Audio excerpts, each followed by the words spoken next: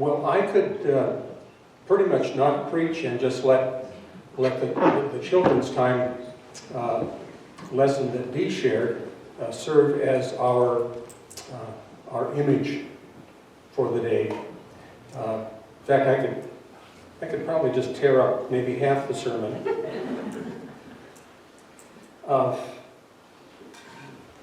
Partway through the week, as I was preparing, I realized that the wonderful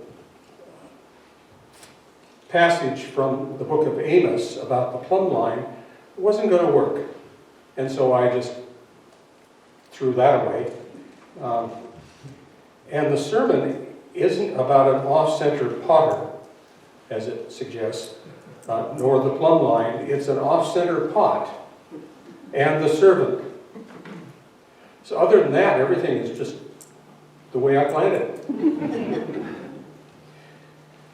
I wanted to call your attention to the pottery up here on the table, particularly the brown pottery. Some of you were here when Ramona and John Schilling were part of our congregation many years ago. Ramona was a potter, and she created the communion set. There's a plate that goes with it, but the plate and the two cups that are upside down so they can hold a candle, those were created for this congregation by Ramona, and we have enjoyed those over the years and for years to come, I'm sure.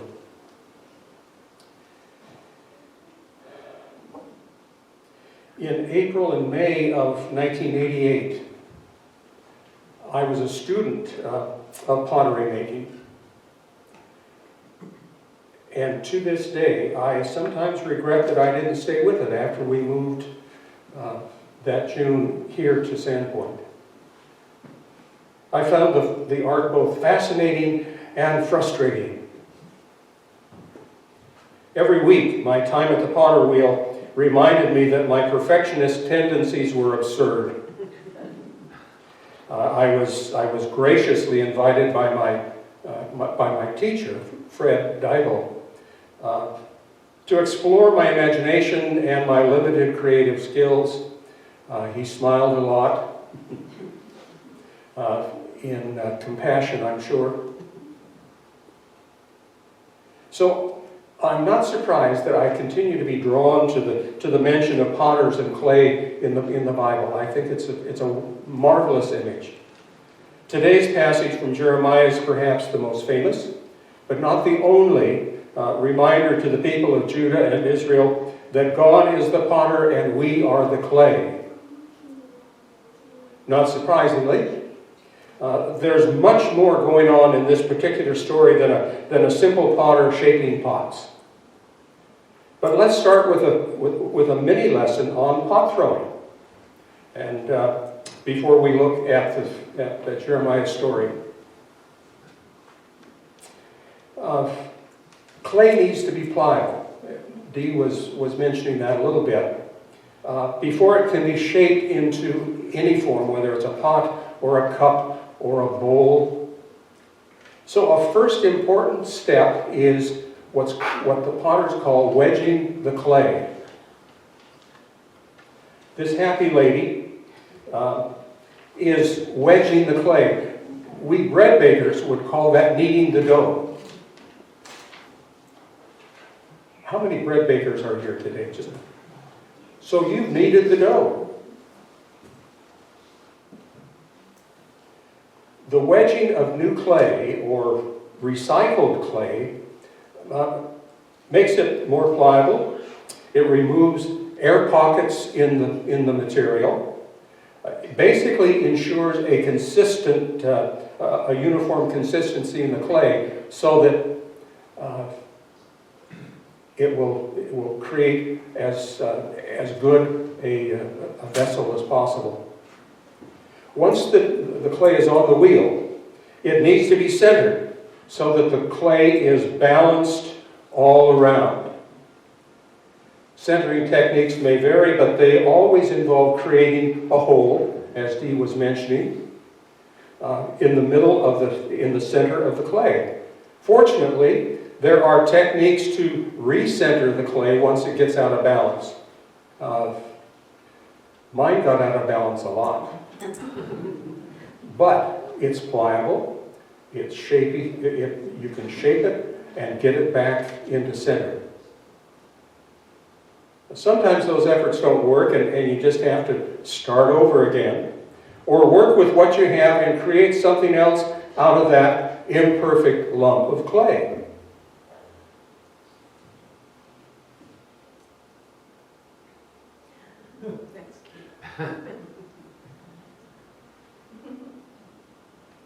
And we're going to keep that up there. As I ponder this potter and clay story, I see how Jeremiah told the people they were putting God in a tough spot. They were like imperfect pottery that God, the potter, was willing to make into something else. But the people could care less. That was probably job security for the prophets. As was true with the other Old Testament prophets' efforts, Jeremiah reinforced the message that Judah's idolatry, social injustice, moral decay were regularly on trial for God. His message also reaffirmed that God kept the covenant, even when the people of Judah turned their backs on the covenant.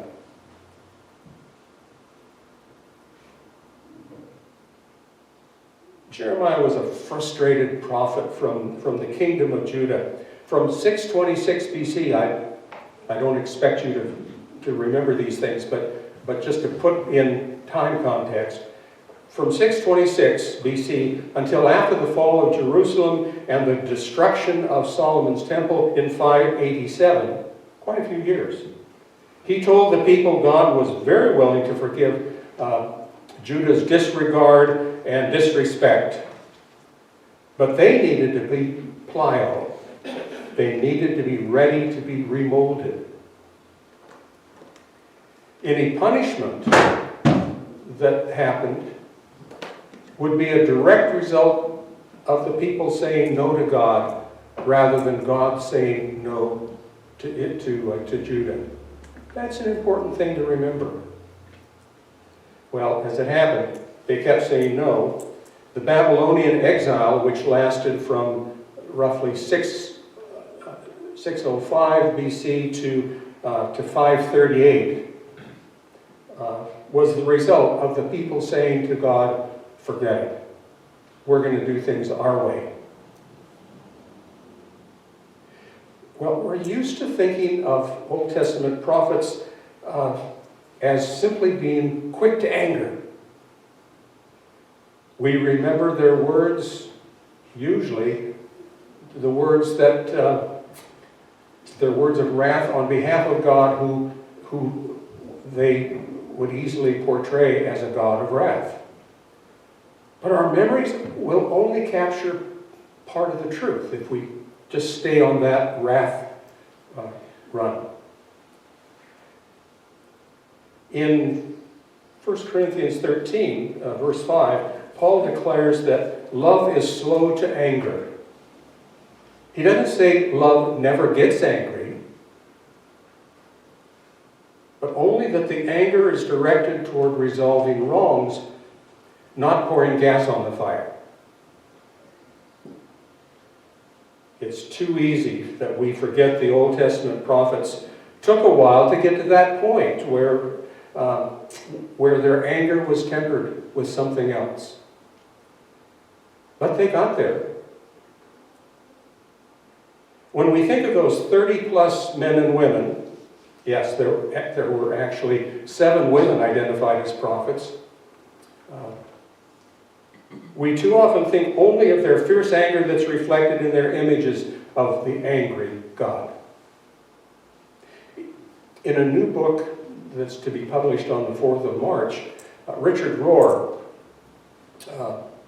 talks about the prophets. The title is The Tears of Things, Prophetic Wisdom for an Age of Outrage. One of his summary thoughts goes like this: "My favorite thing about the prophetic books of the Bible is that they show a whole series of people in evolution of their understanding of God. Like most of us, the prophets started not only with judgmentalism and anger, but also with a superiority complex of placing themselves above others. Then, in some instances, that outlook falls apart over the course of their writings. They move from that anger and judgmentalism to a reordered awareness in which they become more like God, more patient like God, more forgiving like God, more loving like God." In today's reading in Jeremiah, I'd say this view of God has evolved some in Jeremiah's mind. I believe the potter image in Jeremiah 18 is a key reminder of that evolution. Here we see a God who doesn't really want to punish his people, but they make choices that push God to let the negative, maybe even natural consequences of their actions play out.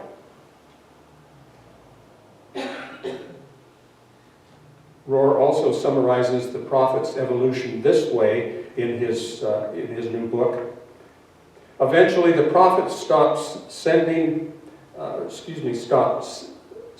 above, apart from, or superior to reality, and enters into solidarity with human suffering and human sinfulness.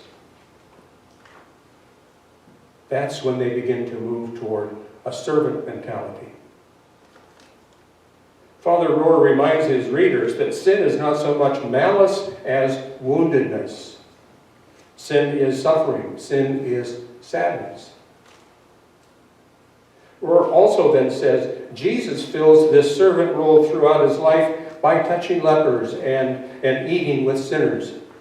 He goes out of his way to bless those who are hurting. But we don't know how to do that as long as we place ourselves higher than another, believing we're not sinners or fellow sufferers.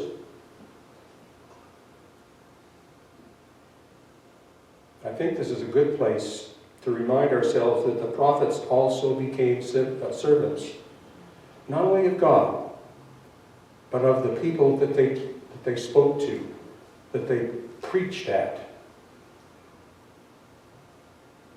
They sometimes became humble in spirit, not arrogant like they had been.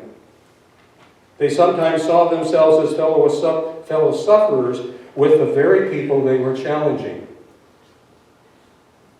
Perhaps part of their truth-telling confrontations was the realization that they needed those confrontations from God also. They were radical change agents, teachers of a moral alternative, deconstructors of a corrupt prevailing order, but they were also part of the corruption that they were preaching about. And then centuries later, along comes Jesus to embody both the prophet and the servant. His challenge of the religious and political powers was powerful enough to get him killed. His role as prophet played out often and obviously effectively. But his role as servant is likely more to our understanding, certainly to our comfort zone. If I took a hand vote of how many want to be prophets, how many want to be servants?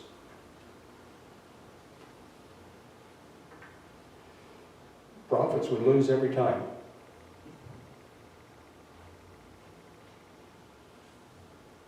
When we see ourselves looking for ways to emulate the Spirit of Jesus, we're ready to embrace his servant role.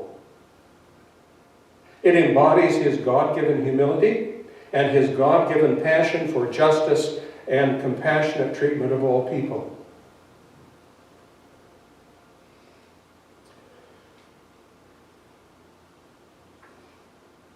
I want to tell a story that I think nobody here has heard or either heard before or was part of, so I can tell it the way I want to, right? When I had my first interview with members of this congregation in May of 1988, it was a very positive experience.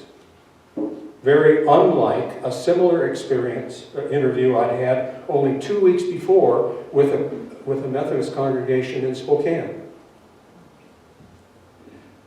Our district superintendent, John Hierholzer, was at both interviews. After the meeting in Sandpoint, we met down at the bottom of the stairs, and he said, "Paul, what happened here?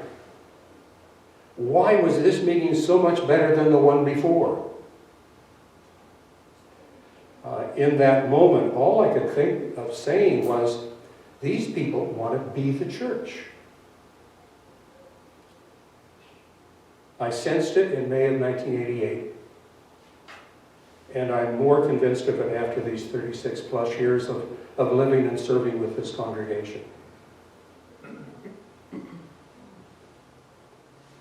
The people in the congregation have changed a good deal. Not only some of you who've been here a long time have aged, but we have newer people than were here in 1988. But we can rightly point to program ways that we try to serve other people. The community meal. You may not realize it, but on February the 14th, the community meal celebrated its 33rd anniversary. And I see Susan out here, who was one of the ladies that helped get that started. We serve the food bank on a regular supportive effort. Modern homeless transitions. Each of us can point to moments, hopefully regular moments, both within our church family and in the community, when we reach out a helping hand to other people, or offer that compassionate ear and heart. I don't think I've ever said it quite like this, but Sandpoint United Methodist Church is a servant church. Our history reflects that truth long before any of us were part of this congregation. And I trust that that legacy will continue in the confidence that your ordinary acts are doing important works of compassion and humble joy. But remember, the servant posture doesn't involve only giving of your compassion and humble joy.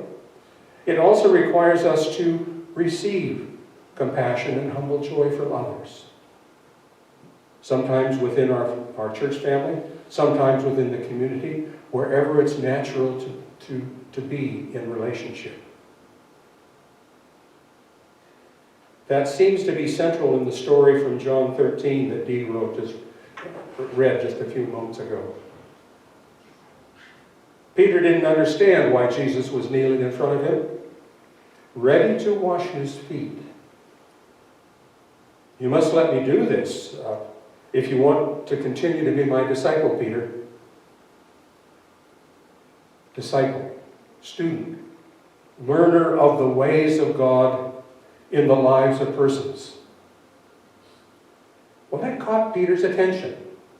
And he rediscovered, if we can expand that statement that he made, he rediscovered his humility as a person.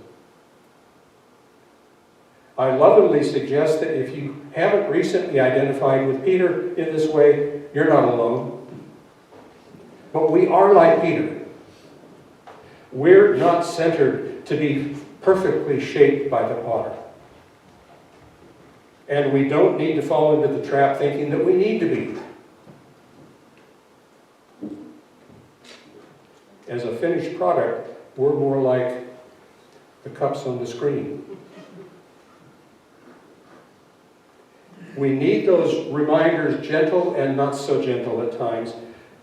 Our service must be born of our humble awareness of our own woundedness, so that we can be as unconditional as possible with our compassionate efforts to serve. We shouldn't wallow in that woundedness. Too many Christians think that they have to do that. And I don't see that as part of God's plan. But we can let that woundedness shape our hearts in loving ways. In our off-center, clay pot postures, we are called to serve and love others even as we are served and loved. When our service and love are as unconditional as we can offer them, we can really make a loving difference. And that's why we're here. Amen.